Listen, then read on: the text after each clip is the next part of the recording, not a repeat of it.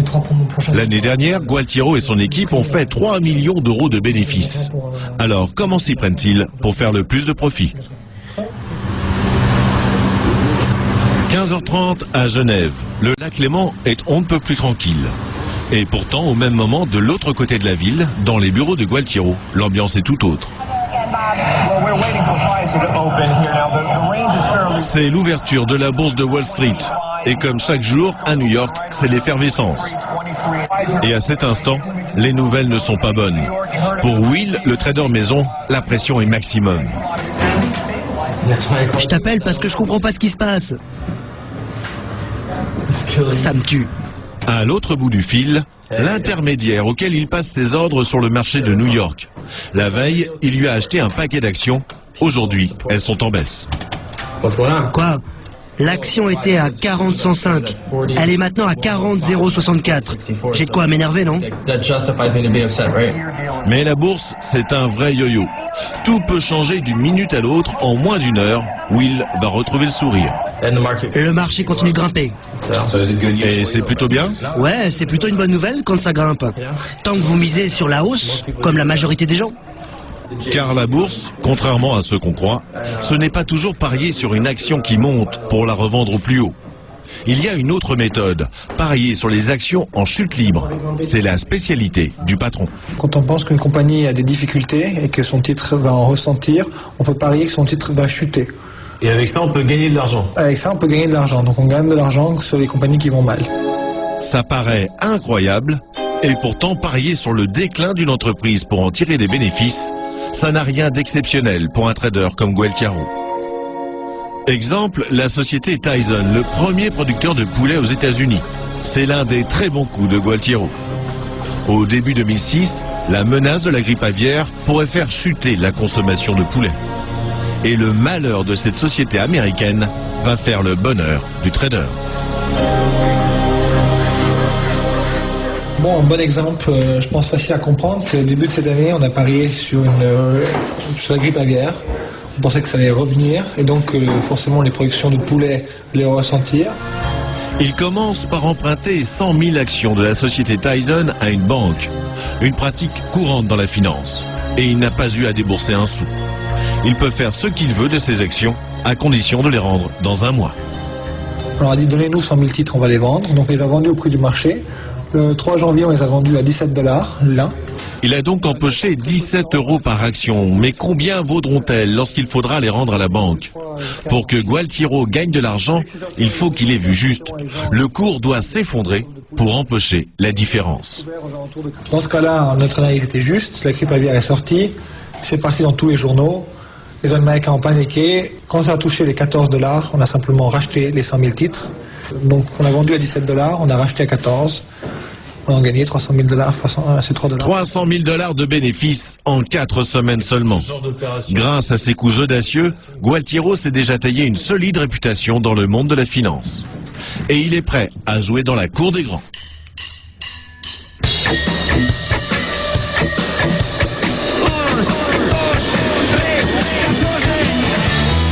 New York, quartier de Manhattan. C'est ici que se trouve la plus grande concentration de traders au monde. Gualtiero y passe tous les 15 jours. Question de commodité. J'arrive à tout faire ici, ce que je ferais en Europe en 2 semaines, j'arrive à le faire ici en 2 jours, donc c'est agréable. Mais son chauffeur ne peut rien faire pour éviter les bouchons. Et Gualtiero n'a pas une minute à perdre. Il ne veut pas rater son 3e rendez-vous de la journée. Alors il pique un sprint en pleine rue. On va attendre. Et Gualtiero, comment ça se fait que vous n'avez pas de chaussures de ville? Parce que je marche beaucoup, alors c'est mieux d'avoir des baskets ici. Et puis aux États-Unis, c'est plus relax aussi. Quand c'est lui qui reçoit, ça se passe dans un palace, le Four Seasons, où il a sa suite. 4 000 € la nuit, la vue sur Manhattan est comprise dans le prix. Et il n'a pas 30 ans, mais il se la joue déjà vieux routier de la finance. Ce jour-là, il reçoit un jeune premier qui veut convaincre Gualtiero d'investir de l'argent avec lui.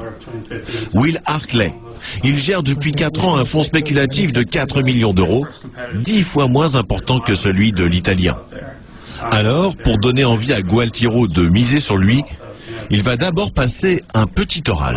Ma stratégie, c'est d'investir sur 3 ou 4 ans. 3 à 4 ans, c'est une éternité dans le monde des fonds spéculatifs. Un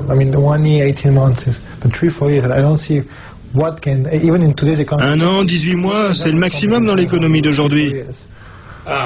Même les PDG sont jugés sur 24 mois en moyenne. Oui, mais au bout de 3 ans, les actions ont pris 30%. Et s'il y a une chute de 20% à la bourse, vous faites quand même un bénéfice de 10%. C'est pour ça que ma stratégie est moins dangereuse. Disons que si j'investis $1 million chez vous, vous êtes prêt à négocier un rabais sur les frais de gestion ? On peut en discuter. Le petit nouveau va devoir s'asseoir sur ses frais de gestion. Cela représente tout de même jusqu'à $20 000. Un petit jeu qui n'est pas pour déplaire à Gualtiero Giori. On a l'impression que vous êtes un peu de l'autre côté de la barrière, quoi. Vous me mettez un peu sur le grill. Je suis complètement de l'autre côté de la barrière. Je mets sur le grill comme Marco Lassin m'a mis sur le grill à moi à Genève. Donc c'est exactement l'inverse de la barrière, exactement. À ce jour, Gualtiero est toujours en négociation avec le petit nouveau. En tout cas, les cieux n'ont jamais été aussi cléments avec les jeunes loups de la finance. Bienvenue Tammy Cabage, donc vous êtes ancien trader et vous êtes penché sur la psychologie de ces gens-là. Et j'aimerais votre avis, votre expertise sur ce qu'on vient de voir. Alors Gualtiero, d'abord est-ce que c'est le profil type ? Ou alors est-ce qu'on en a fait un exemple parce que c'est le golden boy parfait, qu'il est de bonne famille, qu'il a fait les études qu'il faut et qu'il réussit? Est-ce qu'ils sont tous comme ça? Disons que c'est un petit peu cliché. Ouais. C'est très intéressant. Ce reportage est très intéressant car il comporte certaines informations intéressantes sur le monde du trading, mais également certains clichés. On voit un jeune trader, flambeur, qui gagne, qui est un petit peu intuitif, qui se base sur son instinct pour investir sur des actions. Or, le véritable trader, ça reste tout de même une personne extrêmement rigoureuse, méthodique, qui, même introverti, qui ne fait pas trop parler de lui, est extrêmement discipliné. Un très bon trader, il a 4-5 ans d'expérience déjà. Minimum. C'est ça. 4-5 ans d'expérience. Il a déjà subi des échecs. Il a réussi à surmonter ses échecs. Il a réussi à maîtriser ses émotions, ses biais psychologiques. Et donc, il est arrivé à atteindre une situation où il est en phase avec les marchés. Donc, on est meilleur à quel âge? On est meilleur, enfin, il n'y a pas d'âge. Parce que vous pouvez avoir de très bons traders à 25 ans, comme à 50 ans. Il y a encore des traders à 50 ans? Il y a encore des traders. D'ailleurs, les personnes... J'ai vu qu'ils étaient usés, qu'on n'arrivait pas à aller au-delà de 35 et qu'après, il fallait faire autre chose. C'est encore une fois une croyance. Les meilleurs traders, les Paul Tudor Jones, les Bruce Kovner, les personnes qui sont à New York, que l'on voit gagner des milliards par an, ils ont la cinquantaine, la soixantaine. Parce que, juste que je comprenne, ce ne sont pas des jeunes. La vie, c'est que leur cerveau décroche jamais. Ils sont sur les marchés en permanence. Le matin, on allume les ordinateurs, on a les cours. On vit avec le cours presque qui passe dans les veines. Je vais pisser, je perds 10 millions de dollars. En gros, c'est ça leur vie en permanence. Enfin, c'est usant. Je me trompe ou pas? C'est une image, mais c'est pas du tout ça. C'est-à-dire qu'un bon trader, il gère ses risques, il a des stop-loss, c'est-à-dire des niveaux qui invalident. Je parle de petits débutants là qui s'excitent. Voilà, mais là, on est bien d'accord. C'est-à-dire que les bons traders gèrent leurs risques en permanence, savent quelle est leur position, diversifient leur position, ils ne vont pas tout investir sur une seule position. Donc ils sont extrêmement disciplinés et encore une fois, ils ont compris qu'il n'y a pas de certitude sur les marchés. Quelqu'un comme Kerviel, il va devenir quoi? Et je pense que il pourra difficilement revenir sur les marchés financiers. Il va probablement écrire 1 ou 2 best-sellers qui lui permettront de financer un petit peu différentes activités, un petit peu comme le cas Nick Leeson, qui est intéressant puisqu'il donne des conférences facturées apparemment 10 000 Et alors quelqu'un dans le métier, il est perçu comment? Pour la plupart des traders, c'est vrai que c'est un très mauvais exemple. Pourquoi? Parce qu'on va avoir beaucoup plus de contrôle, parce que l'image du trader est un petit peu ternie, parce qu'on se dit qu'on a affaire à des joueurs, des personnes incontrôlables, des personnes qui peuvent du jour au lendemain plomber une banque. Sur un an, c'est au maximum, sur 100, je peux... Écoutez, tout dépend du portefeuille. Il y a des... Faites-moi rêver, on ne dépend... Dites-moi, je le ferai pas de toute façon. Non, tout à fait. Alors, sur 100, sur un an au maximum. On peut faire 1000, 1500%. 1500%? Oui, 1500%. Pour ceux que la psychologie du trader ou des trading de tout le monde-là intéresse, c'est dans vos bouquins. Pour les autres, allez jouer ou pas. En tout cas, je ne sais pas si on vous a donné des clés et l'envie. Merci beaucoup. Merci. Merci à vous, à la semaine prochaine. Ciao.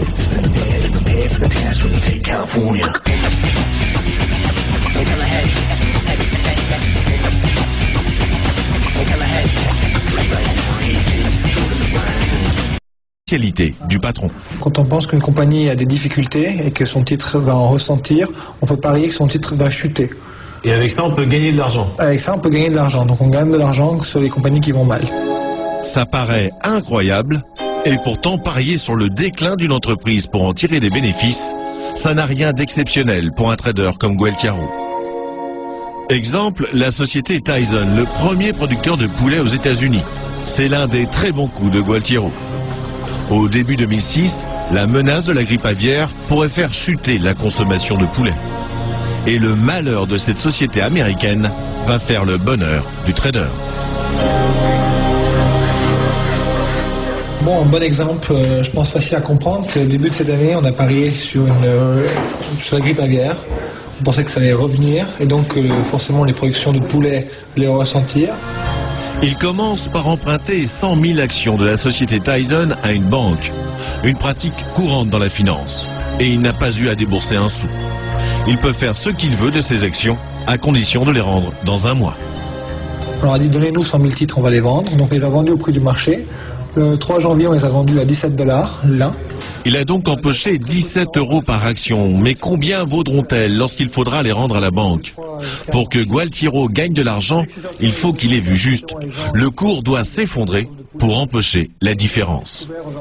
Dans ce cas-là, notre analyse était juste.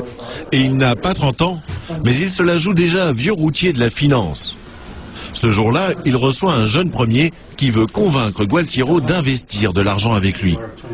Will Harkley. Il gère depuis 4 ans un fonds spéculatif de 4 millions d'euros, 10 fois moins important que celui de l'Italien. Alors, pour donner envie à Gualtiero de miser sur lui, il va d'abord passer un petit oral. Ma stratégie, c'est d'investir sur 3 ou 4 ans.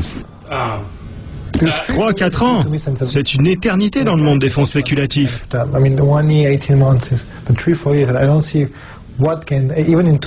an, 18 mois, c'est le maximum dans l'économie d'aujourd'hui. Même les PDG sont jugés sur 24 mois en moyenne. Oui, mais au bout de 3 ans, les actions ont pris 30%. Et s'il y a une chute de 20% à la bourse, vous faites quand même un bénéfice de 10%. C'est pour ça que ma stratégie est moins dangereuse. Disons que si j'investis $1 million chez vous, vous êtes prêt à négocier un rabais sur les frais de gestion? On peut en discuter. Le petit nouveau va devoir s'asseoir sur ses frais de gestion. Cela représente tout de même jusqu'à $20 000. Un petit jeu qui n'est pas pour déplaire à Gualtiero Giori. On a l'impression que vous êtes un peu de l'autre côté de la barrière, quoi. Vous me mettez un peu sur le grill. Je suis complètement de l'autre côté de la barrière. Je mets sur le grill comme Marco Lassin m'a mis sur le grill à moi à Genève. Donc c'est exactement l'inverse de la barrière, exactement. À ce jour, Gualtiero est toujours. L'année dernière, Gualtiero et son équipe ont fait 3 millions d'euros de bénéfices. Alors, comment s'y prennent-ils pour faire le plus de profit? 15h30 à Genève. Le lac Léman est on ne peut plus tranquille. Et pourtant, au même moment, de l'autre côté de la ville, dans les bureaux de Gualtiero, l'ambiance est tout autre. C'est l'ouverture de la bourse de Wall Street.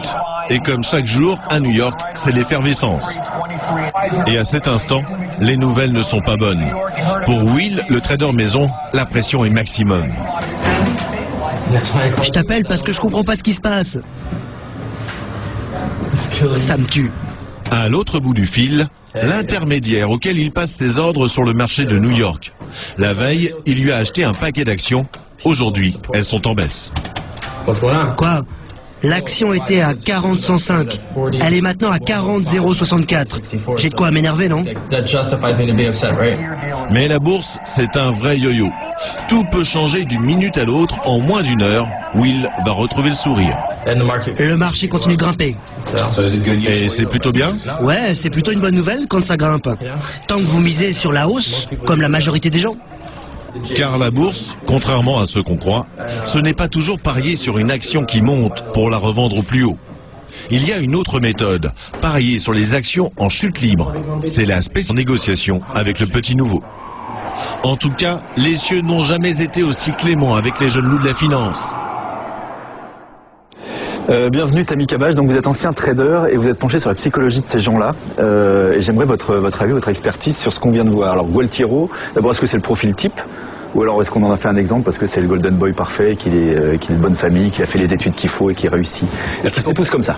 Disons que c'est un petit peu cliché. Ouais. C'est très intéressant. Ce reportage est très intéressant car il comporte certaines informations intéressantes sur le monde du trading, mais également certains clichés. On voit un jeune trader, flambeur, qui gagne, qui est un petit peu intuitif, qui se base sur son instinct pour investir sur des actions. Or, le véritable trader, ça reste tout de même une personne extrêmement rigoureuse, méthodique, qui même introverti, qui ne fait pas trop parler de lui, et extrêmement discipliné. Un très bon trader, il a 4-5 ans d'expérience déjà. Minimum. C'est ça. 4-5 ans d'expérience. Il a déjà subi des échecs. Il a réussi à surmonter ses échecs. Il a réussi à maîtriser ses émotions, ses biais psychologiques. Et donc, il est arrivé à atteindre une situation où il est en phase avec les marchés. Donc, on est meilleur à quel âge? On est meilleur, enfin, il n'y a pas d'âge, parce que vous pouvez avoir de très bons traders à 25 ans, comme à 50 ans. Il y a encore des traders à 50 ans? Il y a encore des traders. D'ailleurs, les personnes... Ils étaient usés, qu'on n'arrivait pas à aller au-delà de 35 et qu'après, il fallait faire autre chose. C'est encore une fois une croyance. Les meilleurs traders, les Paul Tudor Jones, les Bruce Kovner, les personnes qui sont à New York, que l'on voit gagner des milliards par an, ils ont la cinquantaine, la soixantaine. Juste que je comprenne, ce ne sont pas des jeunes. La vie, c'est que... L'équipe aviaire est sortie, c'est parti dans tous les journaux. Les Américains ont paniqué. Quand ça a touché les 14 $, on a simplement racheté les 100 000 titres. Donc on a vendu à 17 $, on a racheté à 14. On a gagné 300 000 $, c'est 3 $. 300 000 $ de bénéfices en 4 semaines seulement. Grâce à ses coups audacieux, Gualtiero s'est déjà taillé une solide réputation dans le monde de la finance. Et il est prêt à jouer dans la cour des grands.